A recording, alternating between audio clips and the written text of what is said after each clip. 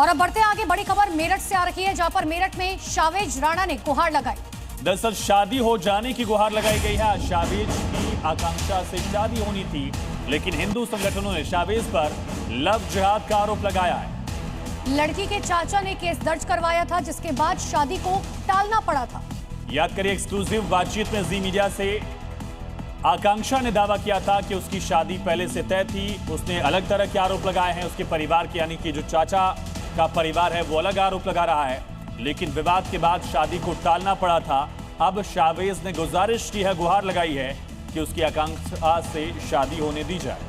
3 तस्वीरें आपके सामने। देखिए, शावेज राणा गुहार लगा रहे हैं कि उसकी आकांक्षा से शादी होने दी जाए। लड़की भी शादी को तैयार है, लेकिन हिंदू संगठन इसका विरोध कर रहे हैं। लव जिहाद का आरोप लगाया जा रहा है।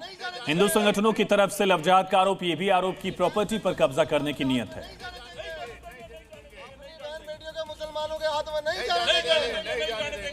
समझिए, आखिर शावेज की शादी हो क्यों नहीं रही, इसका कारण दरअसल उसकी शादी आकांक्षा से होनी थी।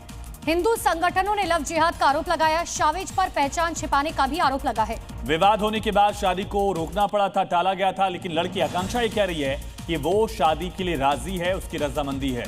इतना ही नहीं, लड़की ने यह भी कहा इसे हिंदू मुस्लिम ना किया जाए, इसका इस तरीके से ना देखा जाए। हिंदू संगठनों ने पंचायत बुलाने का भी ऐलान किया है।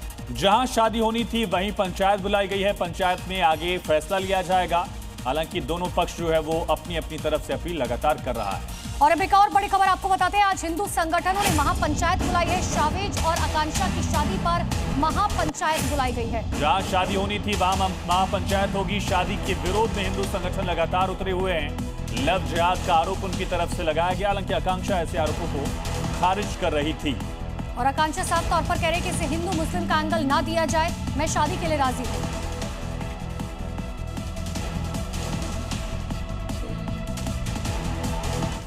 और अगली खबर भी उत्तर प्रदेश से है, जहां अपराधियों को कानून की भाषा समझाई जा रही है। यूपी में 2 जगह एनकाउंटर हुआ। फिरोजाबाद में तो 20 साल से फरार बदमाश को गिरफ्तार किया गया।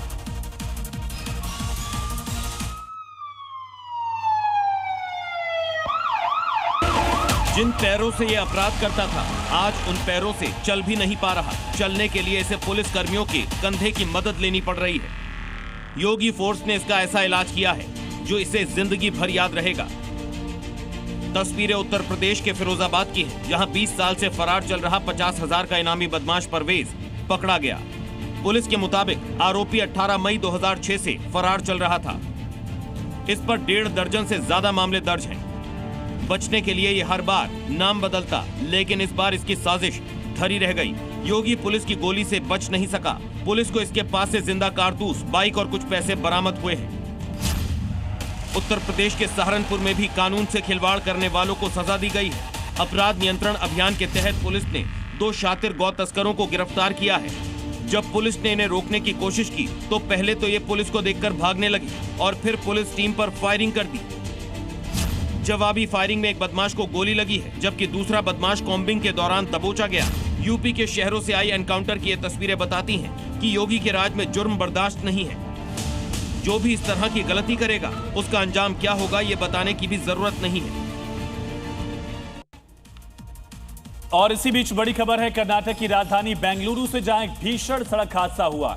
ट्रक और बाइक और इतना ही नहीं, कार के बीच में जोरदार टक्कर होती है। सड़क हादसे में 7 लोगों की मौत की जानकारी है। होसकोटे डबासपेट नेशनल हाईवे पर यह हादसा हुआ है।